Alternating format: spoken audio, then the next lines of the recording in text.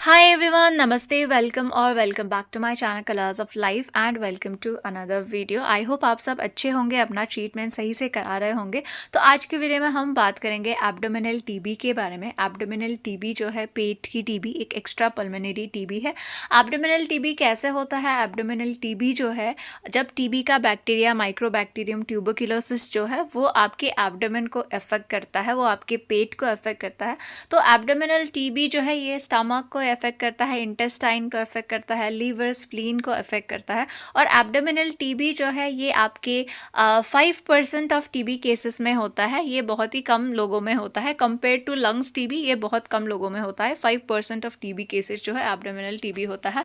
तो इस वीडियो में बात करेंगे कि पेट की टीबी के क्या क्या सिम्टम्स होते हैं, कैसे ये डायग्नोस होता है, क्या क्या टेस्ट होता है, ट्रीटमेंट क्या क्या होता है। तो सबसे पहले हम बात करते हैं सिम्टम्स के बारे में कि अगर आपको पेट की टीबी है तो क्या सिम्टम्स हो सकते हैं। तो सबसे पहले और सबसे इम्पॉर्टेंट सिम्टम जो है वो है स्टमक पेन। आपको बॉडी में किस पार्ट में टीबी है वहाँ पे पेन ज़रूर होता है। अगर आपको ब्रेन में टीबी है तो आपका हेडेक होता है। अगर आपको स्पाइन में टीबी है तो आपको स्पाइन पेन होता है। वैसे ही अगर आपके स्टमक में, पेट में टीबी है तो आपको पेट में दर्द हो सकता है। उसके बाद फीवर जो है, फीवर होता है, नाइट स्वेट्स, रात को पसीना आता है, वेट लॉस होता है, बहुत ज़्यादा वेट लॉस हो जाता है, किसी का थोड़ा कम हो जाता है, एनीमिया होता है, आपको एनर्जी फील नहीं होता है, आपको बहुत ज़्यादा लो फील होता है, वीकनेस फील होता है। तो ये सब जो है एब्डोमिनल टीबी के सिम्टम्स है। Stomach pain, fever, night sweats, weight loss, anaemia, weakness, तो ये सब सिम्टम्स आपको होते हैं जब आपको पेट की टीबी हो। अब हम बात करते हैं कि पेट की टीबी अगर आपको है तो आपको कौन कौन से टेस्ट कराए जाते हैं, कौन कौन से टेस्ट ऐसे हैं जिससे पता चलता है कि आपको पेट की टीबी है।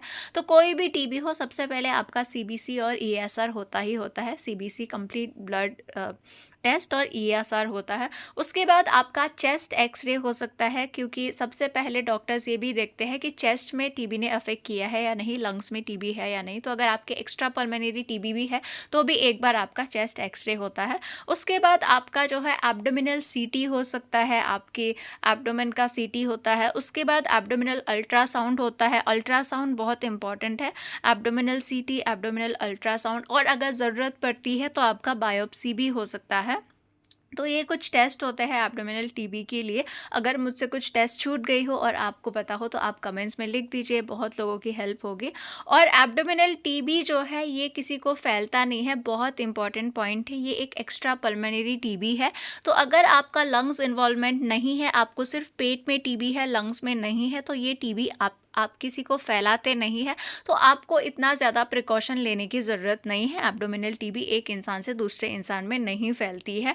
अब हम बात करते हैं कि इसका क्या ट्रीटमेंट होता है। तो एब्डोमिनल टीबी जो है, इसका ट्रीटमेंट पेट का टीबी का 12 टू 18 मंथ्स होता है। किसी का 12 महीने में ही ठीक हो जाता है, किसी का थोड़ा ज़्यादा टाइम लगता है।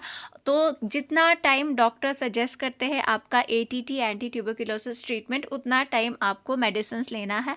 ऑल्सो आपको मेडिसिन बिल्कुल भी स्किप नहीं करना है। और ये जो टीबी की मेडिसिन है ये आपको प्राइवेट हॉस्पिटल में भी मिलेगा, साथ ही साथ आपको गवर्नमेंट हॉस्पिटल में और गवर्नमेंट डॉट सेंटर जो होता है, टीबी डॉट सेंटर, वहाँ पे भी मिल सकता है। तो आप गवर्नमेंट से भी ले सकते हैं। गवर्नमेंट में फ्री ऑफ कॉस्ट आपको मेडिसिन मिलती है। तो आपको जब ट्रीटमेंट स्टार्ट होता है तो मेडिसिन बिल्कुल भी आपको स्किप नहीं करना है। उसके बाद जब आपका ट्रीटमेंट स्टार्ट होता है पेट का टीबी का, तो एटलीस्ट आपको महीने में एक बार या 2 महीने में एक बार आपको लिवर फंक्शन टेस्ट करना है, किडनी फंक्शन टेस्ट करना है, और कभी कभी आपको थायराइड और शुगर भी टेस्ट करना है, क्योंकि जो आप मेडिसिन लेते हैं उससे आपके लिवर पे अफेक्ट हो सकता है, किडनी पे अफेक्ट हो सकता है, थायराइड शुगर भी कभी ऊपर नीचे होता है। तो आप अपने डॉक्टर से पूछ के ये टेस्ट एटलीस्ट 2 महीने में एक बार ज़रूर कराएं। और जब आपकी पेट की टीबी या फिर कोई भी टीबी का ट्रीटमेंट स्टार्ट हो तो आपको मेडिसिन बिल्कुल भी आपको बीच में छोड़ना नहीं है या फिर बीच में स्किप नहीं करना है। मेडिसिन स्टार्ट होने के बाद आपको साइड इफ़ेक्ट हो सकता है, जैसे टीबी मेडिसिन के साइड इफ़ेक्ट्स पे अगर आप लोग पूरा वीडियो देखना चाहें तो आप लोग मेरे चैनल पे जाके देख सकते हैं। एंजाइटी हो सकता है, आपको इरिटेबिलिटी हो सकता है, चिड़चिड़ापन हो सकता है, गुस्सा आ सकता है, नींद ना आने की प्रॉब्लम हो सकती है, स्किन इचिंग होता है, स्टमक पेन वगैरह ये सब होता है। तो अगर आपको ये साइड इफ़ेक्ट्स बहुत ज़्यादा ही है तो आपको अपने डॉक्टर के पास जाना चाहिए, क्योंकि कुछ साइड इफ़ेक्ट्स जो है उसका भी अलग से उसके लिए दवाई चाहिए होती है। तो आपको कोई भी साइड इफ़ेक्ट हो तो आप इग्नोर मत करिए, आप डॉक्टर के पास जाइए। और बहुत इंपॉर्टेंट चीज़ ये है कि जब तक आपके डॉक्टर सही से नहीं बोलते कि आपका टीबी पूरी तरीके से ठीक हो गया है, तब तक आपको अपने मन से मेडिसिन स्टॉप नहीं करनी है। तो ये था फ्रेंड्स आज एब्डोमिनल टीबी पे थोड़ी सी जानकारी। अगर आप लोगों को टीबी रिलेटेड वीडियोस या फिर हेल्थ कंटेंट देखना पसंद है तो मेरे चैनल पे एक प्लेलिस्ट है ट्यूबरक्लोसिस मेनिंजाइटिस। आप अगर वो प्लेलिस्ट में जाके देखेंगे तो 50 प्लस वीडियोस आपको ट्यूबरक्लोसिस के ऊपर मिलेगा। वहाँ पे हर तरह के वीडियोस है, साइड इफेक्ट से लेके brain TB, spine TB, lungs TB, तो आप लोग वहाँ पे जाके चेक कर सकते हैं। ऑल्सो ये जो भी वीडियोस में मैं बता रही हूँ इसको don't take it as a professional advice. मैं कोई मेडिकल प्रोफेशनल डॉक्टर नहीं हूँ, मैं एक पेशेंट हूँ और मैं अपना एक्सपीरियंस शेयर करती हूँ, तो इसको आप मेडिकल एडवाइस की तरह मत लीजिए। Thank you so much for watching. अगर आप लोगों को ऐसे वीडियोस पसंद आते हैं then please do hit the like button, share and subscribe my channel colours of life. Thank you, bye bye.